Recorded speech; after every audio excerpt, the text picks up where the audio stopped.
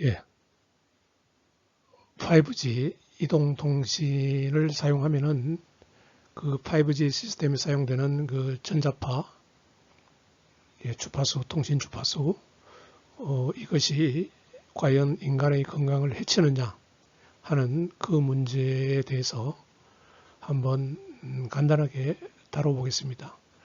여기서 이야기하는 그 내용은 어떤 수학적이나 학술적인 것을 근거로 해서 이야기하는 것이 아니고 일반적으로 그 대학교 3학년이면은 데이터 통신 과목 정도만 이수하면은 알 수 있는 그러한 지식을 가지고 한번 보도록 하겠습니다.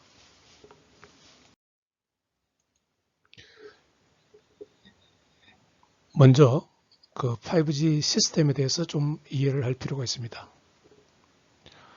예, 5G는 그러니까 말 그대로 5세대 이동통신이죠. 예, G는 제너레이션의 약자입니다. 그래서 물론 이게 1G부터 시작을 했죠.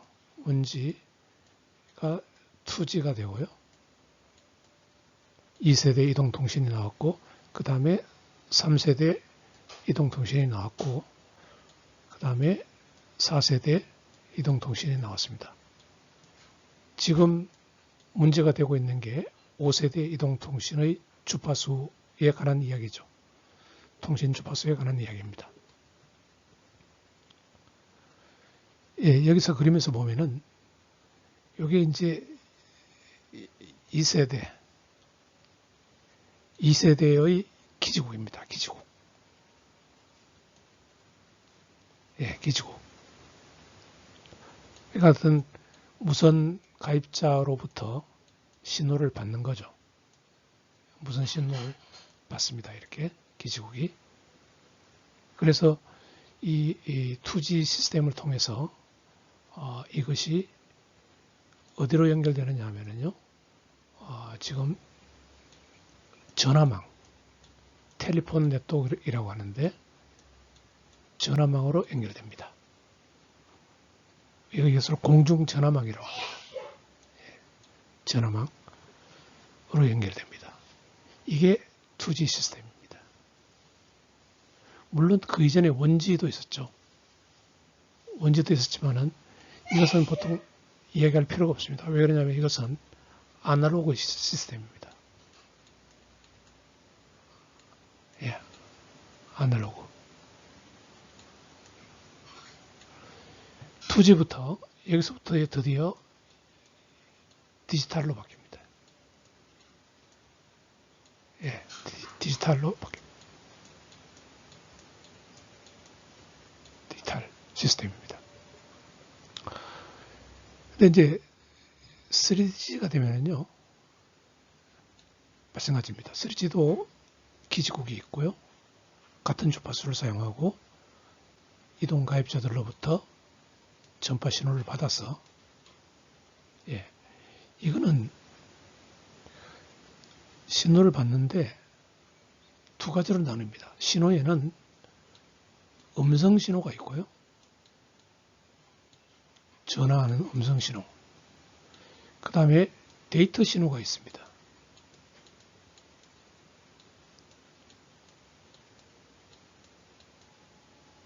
그래서 가입자로부터 받은 음성 신호는 그냥 전화망으로 보내주고요. 이렇게 보내주고 3G 시스템을 통해서 데이터는 어디로 보내냐면은 인터넷으로 보냅니다.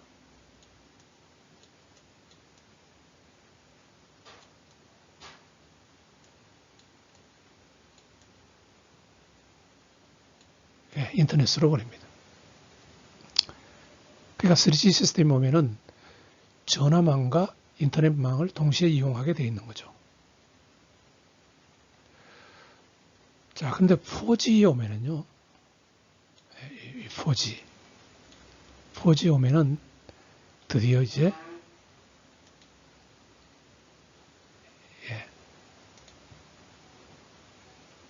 4G 오면은요, 이게 원칙적으로는 100% 인터넷으로 들어가게 되어 있습니다. 음성이건 데이터건 둘 다요.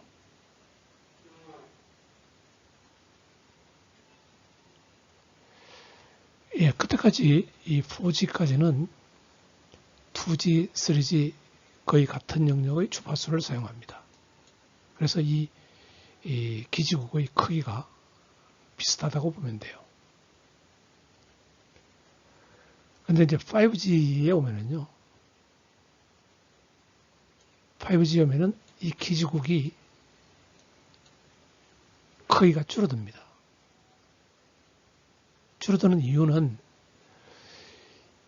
5G에 오면은 주파수를 결론적으로 얼마를 사용하느냐 하면요, 28GHz, 이게 어느 정도 대역인지 다음 슬라이드에서 설명하고요. 28GHz 대역을 사용합니다. 어쨌든 이 2G, 3G, 4G가 약 한 3GHz 대역을 사용했다면은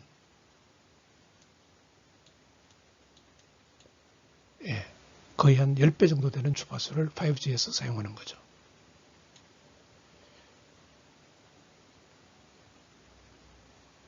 아무튼 주파수가 높아지면은 우리 인체에는 나쁜 영향을 미칩니다.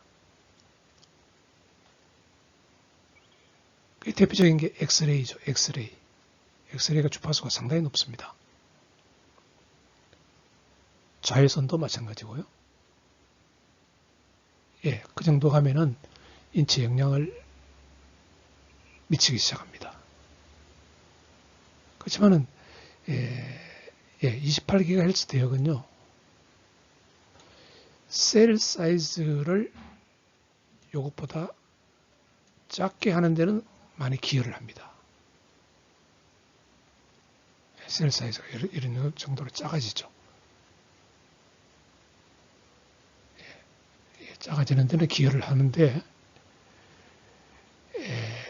그 말은 뭐냐면은 셀 사이즈가 작으면은 전파의 이 기지국이 발사하는 전파의 크기가 약해도 돼요.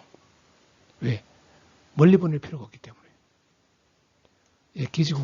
기지국이 발사하는 전파의 크기가 2G, 3G, 4G보다 약해도 됩니다. 전파의 크기가 약하다는 것은 그만큼 우리 인체에 미치는 영향은 줄어들게 됩니다. 그러면 이제 두 가지로 볼 수 있죠. 관점에서. 3G에서 28G로 주파수가 높아진 게 인체에 미치는 영향. 그 다음에 이 셀 사이즈가 기지국이 크기가 작아지면서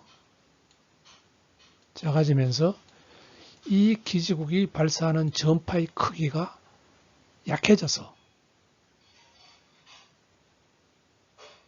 인체에 미치는 긍정적인 영향. 그게 어느 게 크냐는 거죠. 예, 그 이야기에 대해서 앞으로 해나가도록 그렇게 하겠습니다. 예, 물론 이제 사물 인터넷, IoT라고 부르는 사물 인터넷도 역시 5G에 들어갑니다. 그러니까 이게 만약에 5G 주파수를 사용한다면은 그냥 사물 인터넷도 이 28GHz에 초점을 맞춰서 우리가 인체에 유효하냐, 인체에 유해하냐, 아니냐 하는 것을 보면 되겠죠.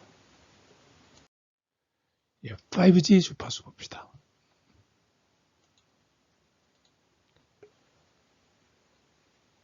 정부에서는 이 주파수를 통신사업자에게 경매를 통해서 판매를 합니다. 그래서 얼마 전에 5G 주파수를 LG U+, KT, SK텔레콤에다가 팔았는데요. 이게 약 3조, 이상을 받았습니다. 정부에서. 예, 주파수 장사하는 거죠. 뭐 다른 나라도 마찬가지입니다. 예, 문제는 이 5G 주파수가 예, 그냥 좋기는 이 3.5GHz 대역 이쪽을 사용하면 좋은데 이게 지금 2G, 3G, 4G에서 이게 여유가 없습니다. 3.5GHz 대역은. 그래서 좀 더 높은 28GHz 대역을 5G에 사용하기로 하고 그것을 KT, LGU+, SK텔레콤에다가 판매를 했습니다.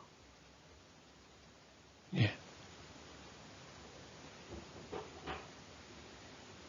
예, 기존의 이 3G, 3.5G 영역에서는요, 이게 쉽습니다. 구현하기가 쉬워서, 그 다음에 상당히 비싼 값으로 팔았죠. 이 영역은.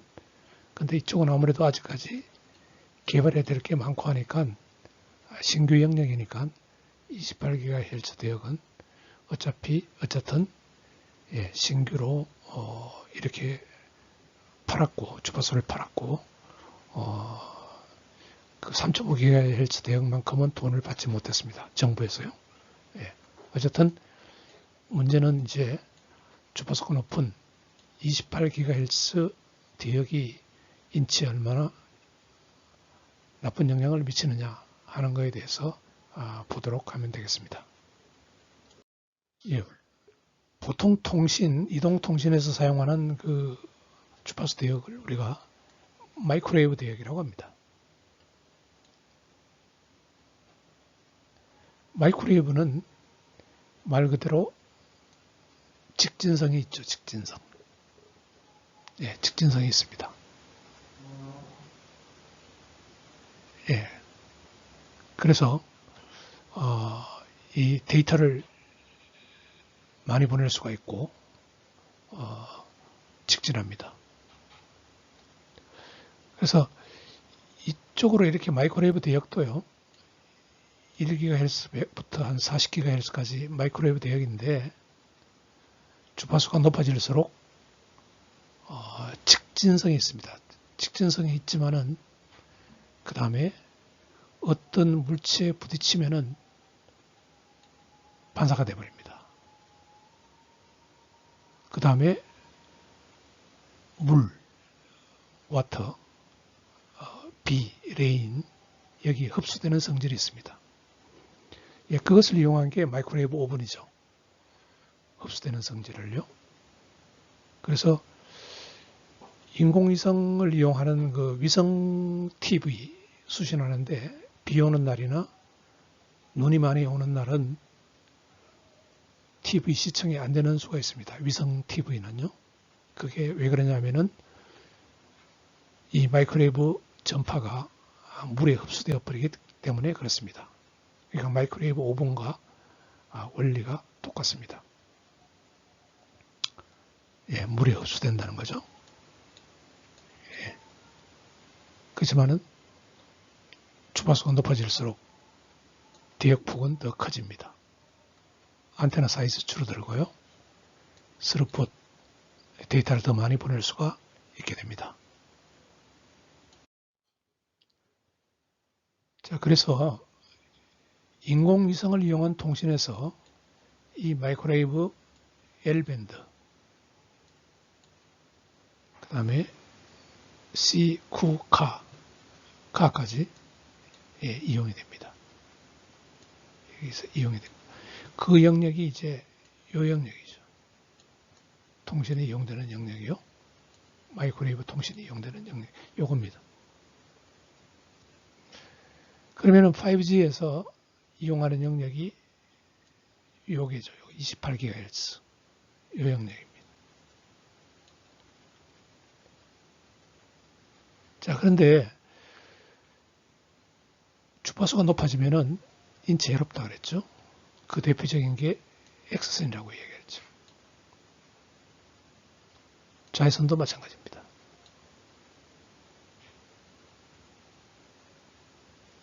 사우나에서 이용하는 원적외 선도 그렇죠. 3테라 이상입니다.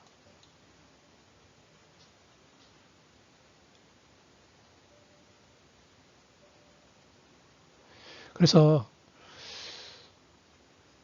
지금 4G에서 이용하는 이 3기가 정도, 여기서 28기가를 이용한다고 했을 때, 5G로 갔을 때, 이 영향이나, 이 영향이, 인체에 미치는 영향이, 예, 이런 자외선, X선, 예, 뭐, 원적외선까지요. 이게 3T입니다. 3T. 3T라는 거는 뭐냐면요. 10의 구성입니다. 구성. 주파수가요. 기가 대역은요. 3기가든 30기가든 기가 대역은 10의 6승입니다. 6승. 그러니까 이쪽에서 우리가 문제가 된다는 것, 인체에 미치는 영향이 문제된다는 이야기하고요. 이쪽 대역에서, 이쪽에서, 그러니까 이 10의 6승, 이 영역에서 인체에 미치는, 주파수가 이 영역에서 인체에 미치는 영향을 이야기하는 거하고는 차원이 다릅니다.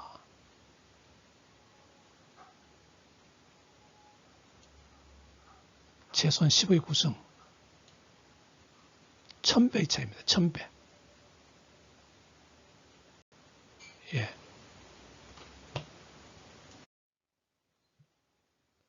그러면은 5G를 사용하면은 이동통신에서 사용하면 건강을 해친다? 그 이야기는요. 2G, 3G, 4G에서 아까 이야기하는 10의 6승 헬츠 정도의 그 주파수 이때부터 계속 있어 왔습니다. 그렇지만 공식적으로 2014년에 세계보건기구는 핸드폰 사용이 주는 건강상 악영향은 없다라고 밝혔습니다.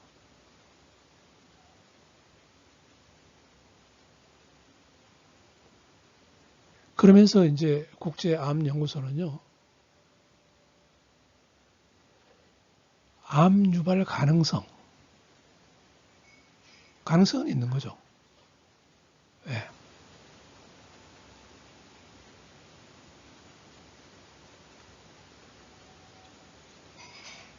확률은 아주 적지만은, 예, 10의 9승, 예, 최소 10의 9승, 10의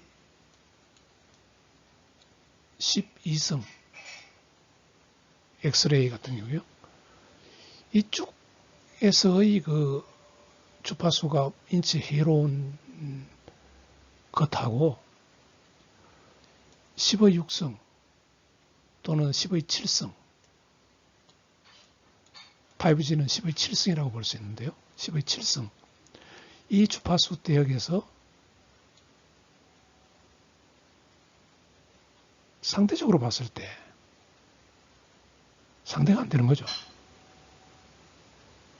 그렇지만은 possibility, 가능성은 없다고는 못합니다.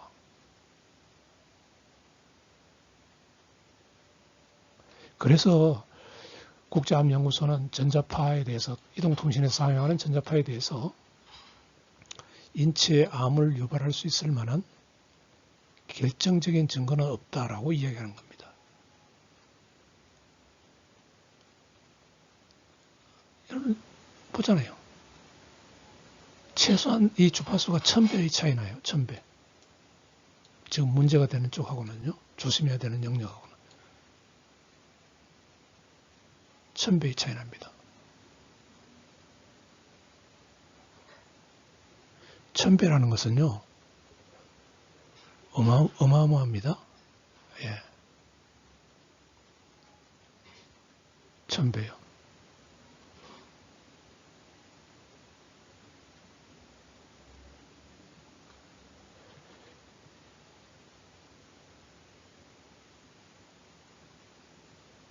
정말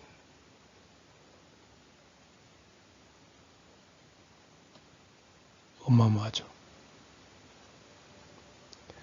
그러니까 그 암연구소에서 이야기한 걸 보면은요, 절인 채소, 활석분말이 들어간 그 베이비 파우더, 이런 것을 사용하는 게 오히려 더 이 영역에 있는 통신 전자파를 접하는 것보다 더 발암 확률이 높다는 겁니다. 술을 마시거나 가공육을 섭취하는 게, 예, 이 영역의 전자파를 에 노출되는 것보다 더 영군에 노출된다는 겁니다. 그런데 왜 그러면 자꾸 이런 이야기가 나오느냐? 전자파, 이동통신에 사용하는 전자파가 해롭다는 이야기가 나오느냐? 2018년에 미국 보건복지부에서 보고서를 하나 냈는데, 이 보고서에 따르면은 실험을 했는데, 실험용 지에 대해서 태어나기 전부터 2년간 하루 9시간씩 핸드폰에서 나오는 전자파에 노출시키는 실험을 진행했어요. 그랬더니 오래 노출된 수컷 쥐들의 심장에서 악성 종양이 발견됐다는 겁니다. 반면에 암컷 쥐에게는 증상이 나타나지 않았고요. 오히려 전자파에 노출된 쥐들은 다른 쥐들보다 수명은 더 길었다고 합니다. 그래서 과학자들은 실험에서 쥐에게 전자파를 노출하는 건 일상에서 핸드폰 사용하는 사람들이 전자파에 노출하는 것과 직접 비교하기 어렵다라고 말한다는 겁니다. 예.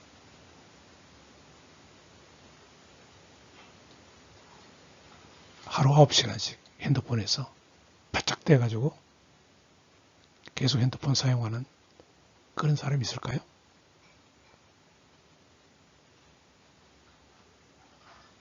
그래서 몇몇 실험에서 전자파가 암 발병률을 높인다는 통계적 가능성은 시사하지만은 사람들에게 전자파 노출을 자제하고 하라고 권고하기에는 지금까지 나온 증거는 충분하지 않다라는 겁니다. 그렇지만은 세상에는 튀어버리는 사람들이 많습니다. 유럽도 마찬가지. 5G 통신망을 중단해야 한다는 주장, 과학자, 의사단체도 있다는 거죠.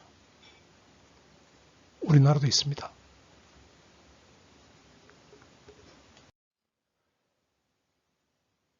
근데요, 무선통신은 비전리다. 이게 무슨 말이냐면은 이동통신에 사용되는 주파수 대역은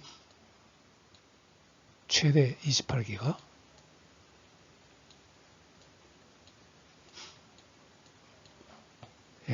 다시 얘기하면 주파수가 10의 7승 영역. 이건 비전리라는 겁니다.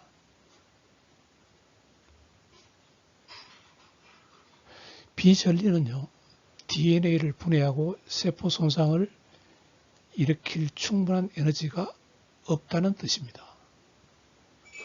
이 주파수 영역이 그렇다는 겁니다.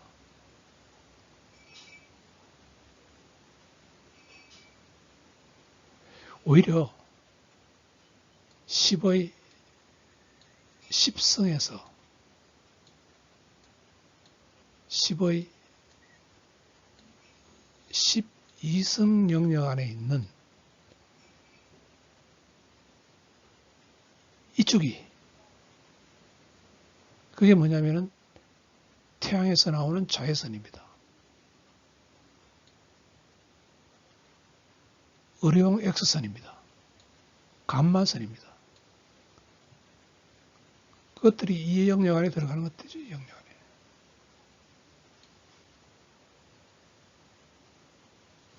그래서 자외선이 피로함을 일으킬 수 있고요.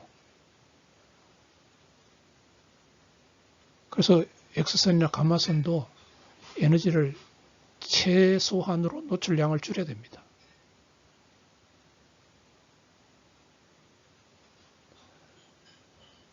그래서 이 영역에서 10의 7성 주파수 영역, 이 영역에서 암 발병 위험에 대해서 걱정하고 있지만은 이 영역의 10의 7성 28GHz 전자파는 우리가 매일 쐬고 있는 가시광선보다 약합니다. 그러니까 이 범위 안에 있는 그 중에서, 전자파 중에서, 빛도 전자파니까요.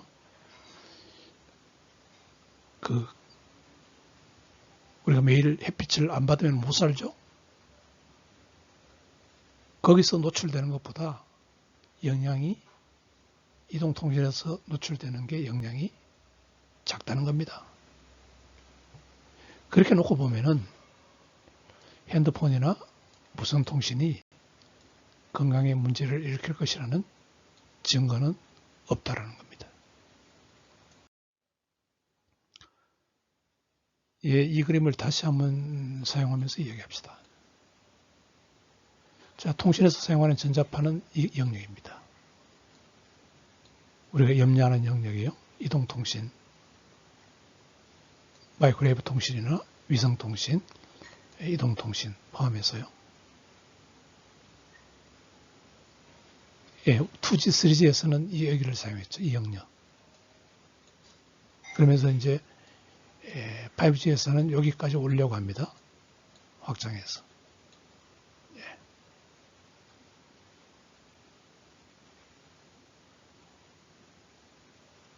그래서 문제가 되는 곳은 이 영역입니다. 이 영역. 이 영역이죠. 이 영역. 이게 빛이고요. 우리가 쬐는 빛이고요. 예, 이 영역. 예. 최대 30기가 여기하고요. 예. 이 영역하고 우리가 통신에서 이용하는 이 영역하고 문제가 되는 이 영역하고 예. 이 비교할 수 없는 겁니다. 비교가 안 됩니다. 그래서 그러면은 전파가 막 모여드는 그 중계국, 기지국은 조심해야 되느냐? 기지국도 5G 기지국은요, 이 전파의 직진, 주파수가 높아지면은, 그러니까 이 주파수를 사용하는 기지국보다 이 주파수를 사용하는 기지국은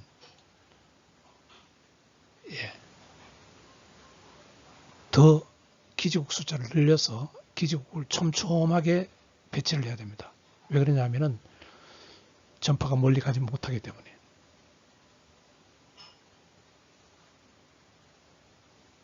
그래서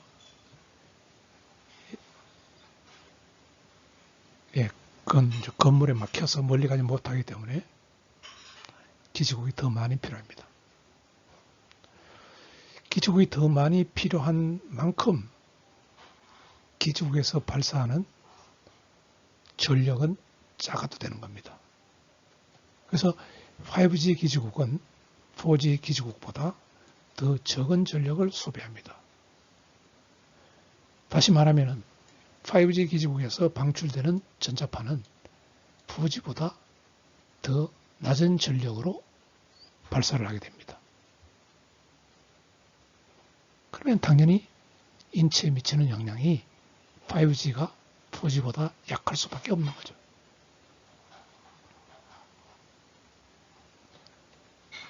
그래서 영국 정부는 평범한 사람들이 접근할 수 있는 영역에 미치는 5G 전자파는 정부 방침보다 훨씬 낫다고 설명을 했습니다.